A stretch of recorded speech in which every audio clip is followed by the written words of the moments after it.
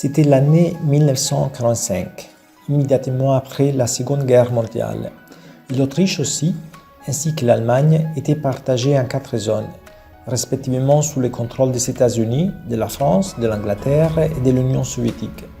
L'Union soviétique avait reçu la partie la plus riche du pays, qui comprenait la capitale, Vienne. Dans le climat de la guerre froide, les soviétiques ne voulaient absolument pas quitter la zone occupée, considérant déjà cette région comme faisant partie du monde communiste. L'Autriche courait vraiment le risque à ce moment-là de rentrer dans le rideau de fer. Le 2 février 1946, après avoir célébré la messe dans sa couvent de Graz, Petrus Pavlicek, prêtre capucin, se dirigeait vers l'église mariale de Mariazell pour prier Notre-Dame de sauver le peuple autrichien. Pendant qu'il priait, comme dans une extase, il entendit une voix qui disait « Faites tout ce que je vous dirai et vous aurez la paix ». Ce n'est que plus tard qu'il se souviendra que c'était les mêmes mots que la Mère de Dieu avait utilisés lorsqu'elle s'adressait au petit berger de Fatima. C'est à ce moment que le père Petrus Pavlicek décide de fonder un mouvement de prière avec des personnes qui s'engagent à réciter le rosaire 24 heures sur 24. Il s'est dit, s'il a été possible de recruter des millions d'hommes pour une guerre de destruction, il ne doit pas être difficile de convaincre les gens à prier pour la paix, en commençant par l'Autriche. Ce prêtre franciscain visita tout le pays, invitant les hommes de bonne volonté à se joindre à ce qu'on appela la croisade réparatrice du Saint-Rosaire.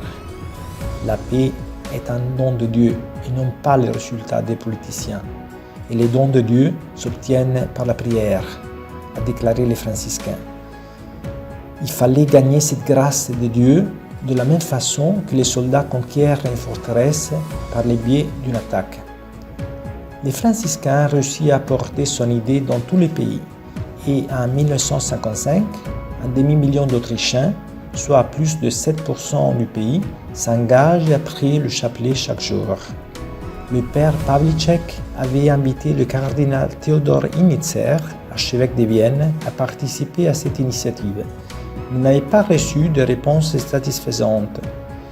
Ensuite, il invita le premier ministre Leopold Figl, lequel, devenu un fervent partisan, participa à toutes les processions, accompagné de quelques membres du gouvernement avec chapelet cierge à la main.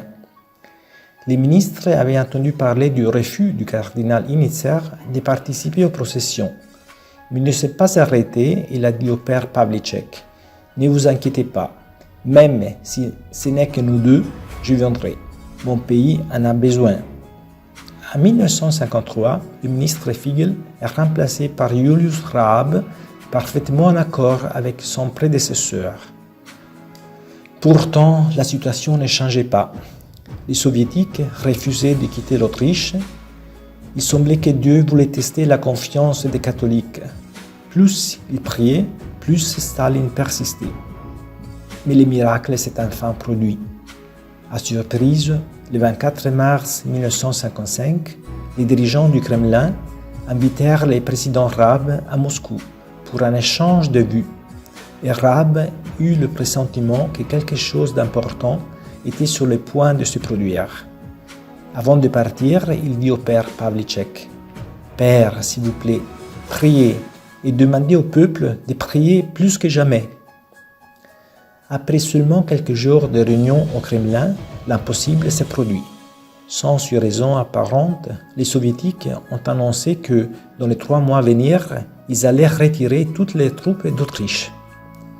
Le 15 mai, les représentants des 4 puissances occupantes signèrent à Vienne le traité qui rendait au pays son indépendance totale. Jamais auparavant, un événement pareil ne s'était produit. Le président, avec une grande joie, a prononcé un discours annonçant à la population que l'Autriche était enfin libre.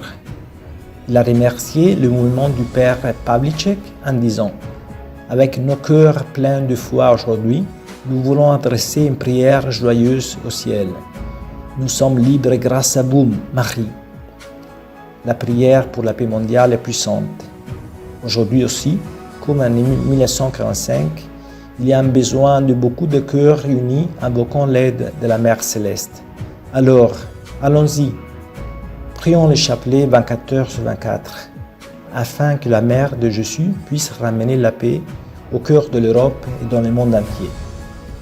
Toi aussi qui écoutes mes paroles en ce moment, prions ensemble pour que la paix reprenne et déchaînons les paradis.